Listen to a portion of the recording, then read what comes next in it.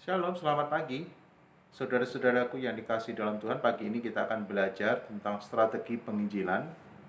Kita perlu memikirkan bagaimana secara praktis kita bisa memberitakan Injil kepada orang lain.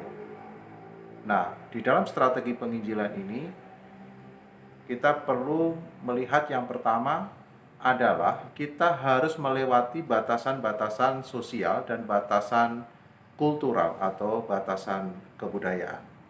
Nah, jadi kita perlu pikirkan ini karena memang kadang-kadang batasan sosial, batasan kebudayaan, ya ini sangat memiliki peran penting ya. Kalau kita bisa mempelajarinya latar belakang ini, maka kita bisa menerobos dengan lebih mudah, ya, lebih mudah.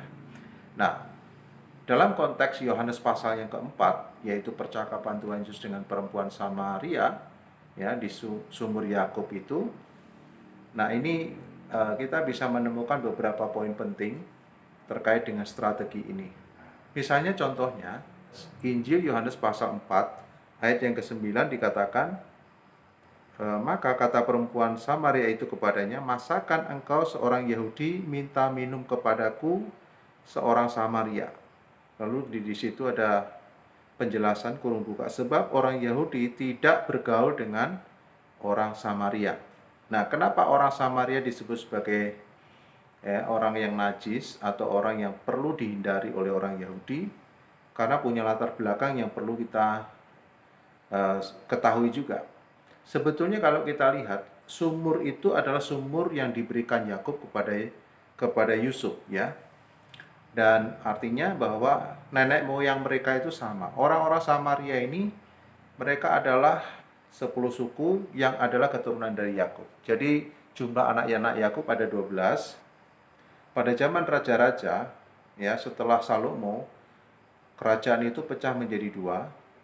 Kerajaan selatan itu terdiri dari suku Yehuda dan Benyamin, sementara kerajaan utara itu adalah 10 suku, yaitu 10 anak-anak Yakub yang lainnya. Nah, sehingga pada zaman itu ya bahkan mereka begitu bermusuhan dan saling berperang, ya. Sampai pada satu titik antara kerajaan utara diserang oleh kerajaan Asyur dan mereka kalah. Lalu kemudian mereka diambil sebagian-sebagian begitu, dipisah-pisah, ya. Maka akhirnya terjadilah perkawinan campur. Sementara kerajaan selatan, ya mereka ketika mereka diserang oleh Babel dan mereka dikalahkan Babel, mereka memang diambil sebagian-sebagian, tetapi sebagian yang tertinggal itu mereka memilih untuk bertahan di tempat, dan memang mereka mempertahankan diri. Walaupun memang kenyataannya ada yang kawin campur, tetapi itu tidak terlalu banyak.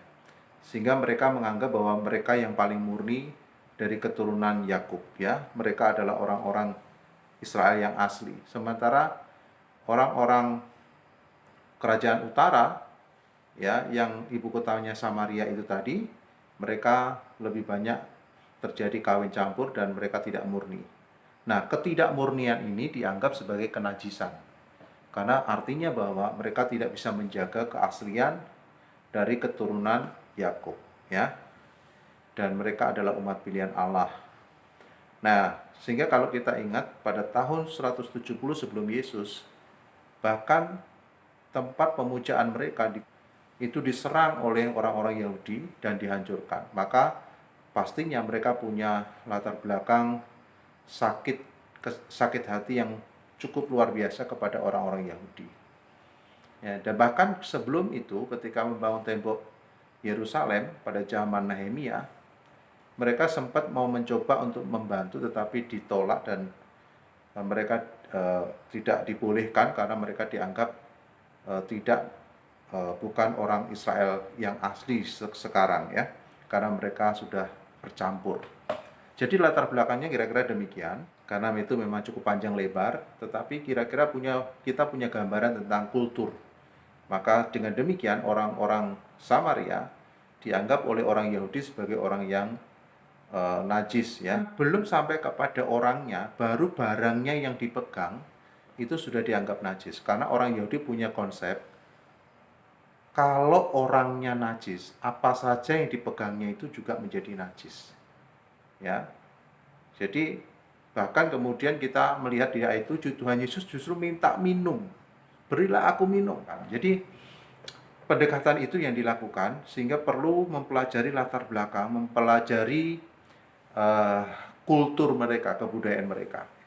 Lalu kemudian yang kedua, batasan-batasan sosial. Nah, misalnya di dalam ayat yang ke-27, ya, murid-murid ketika dia datang, mereka melihat bahwa Tuhan Yesus bercakap-cakap dengan seorang perempuan.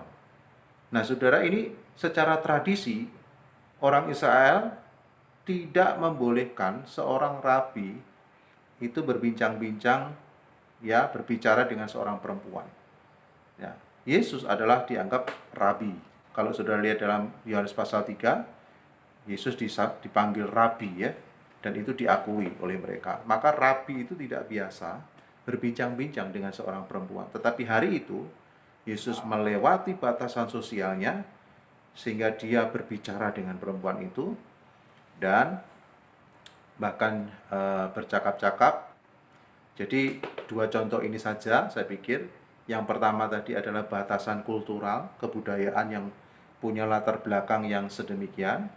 Tuhan Yesus paham itu sampai yang dia ambil adalah sumur Yakub yang sumbernya adalah sama. Orang Yahudi dengan orang Samaria, mereka ini satu sebetulnya karena mereka keturunan Yakub. Jadi saudara, kira-kira demikian, kita harus bisa melewati batasan-batasan sosial dan kultural, ya, sehingga bisa diterima oleh mereka.